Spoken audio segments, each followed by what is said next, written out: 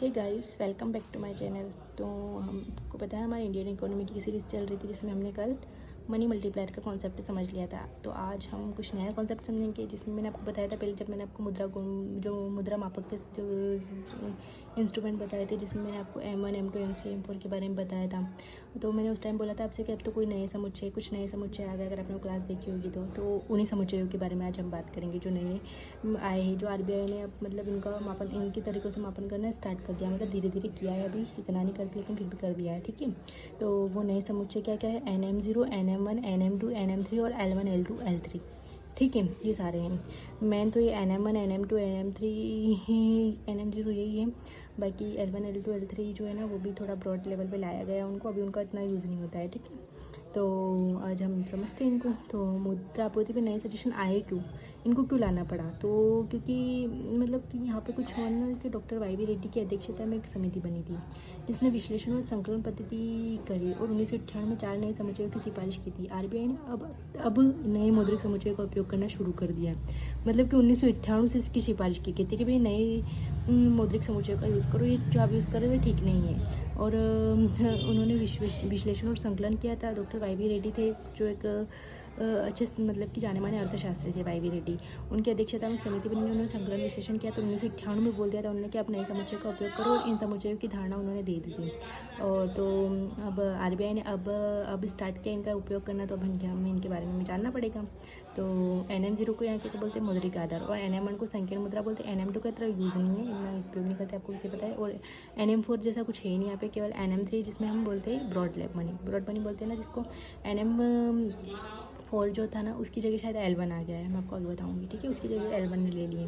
तो यहाँ तक हमारा ठीक है, आप समझ गए होंगे यहाँ तक कॉन्सेप्ट क्लियर, यहाँ तक आपका कॉन्सेप्ट क्लियर हो गया होना चाहिए साथ ही साथ। ठीक है, तो हम NM0 को समझेंगे। NM0 का कुछ नहीं है, मतलब M0 के समान ही, लेकिन इसमें RBI के अन्य डिपॉजिट भी हो जाते हैं। जिसमें तो RBI के गवर्नर वगैरह के इनके खाते होते थे, लेकिन इसमें RBI के कुछ अन्य डिपॉजिट, जिसमें से सरकारी और अर्ध सरकारी और अन्य वित्तीय संस्थान, जैसे इसमें सरकार को गवर्नर का बताया था मैंने कि उनके अन्य डिपॉजिट थे, लेकिन इसमें अन्य अर्ध सरकारी मतलब कोई सेमी गवर्नमेंट है उनके, या फिर अन्य वित्तीय संस्थान जैसे कि कोई सोसाइटी वगैरह, ये सारे जो होते हैं ना, ये लोग पैसे चला रहे हैं और ये पैसे अगर RBI में जमा करते तो उनके पैसों को भी काउंट किया जाएगा।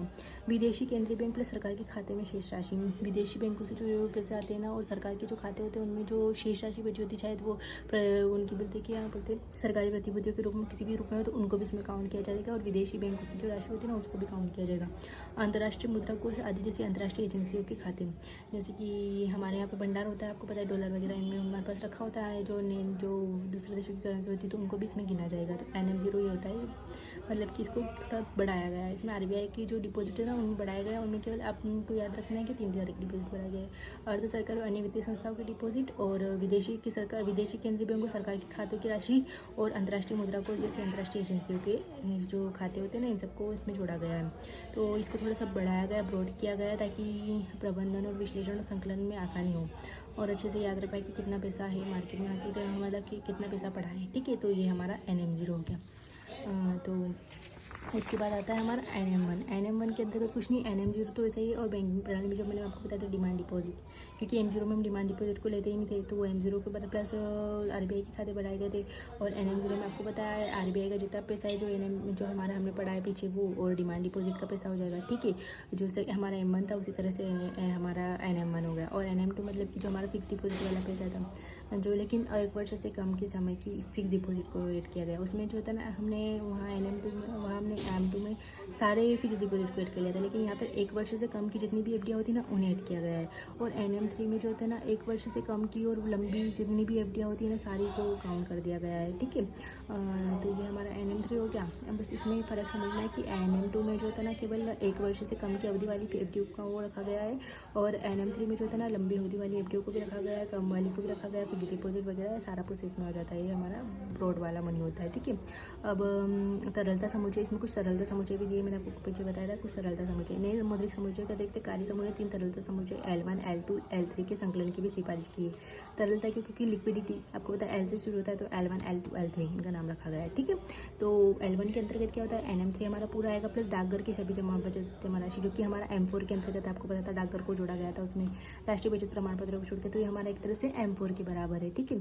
तो इसमें NM3 पूरा आएगा, प्लस डाकघर की सभी बचत राशि हो जाएगी। और L2 के अंतर्गत L1 प्लस वित्तीय संस्थाओं की FD, वित्तीय संस्थाओं द्वारा दिए गए ऋण, प्लस वित्तीय संस्थाओं द्वारा जारी जमा रहा है प्रमाण पत्र। वित्तीय संस्था मतलब कोई भी फाइनेंशियल इंक्लूजन, मतलब कि कोई भी नॉर्मल भी इंसान अगर बैंक खोलकर सुविधाएं दे रहा है तो वो वित्तीय संस्था है, उनकी एफडियाँ, उनकी जितने भी उन्होंने लोन दिए, उनके जितने भी उनके पास जितने भी पैसे हैं, जितने भी प्रमाण पत्र है, जो भी है वो सब इसमें काउंट किया जाएगा, ठीक है। छोटे मोटे बैंक भी होंगे लेकिन वित्तीय संस्थाओं का काम कर रहे हैं तो उनको भी इनमें काउंट किया जाएगा, ठीक है।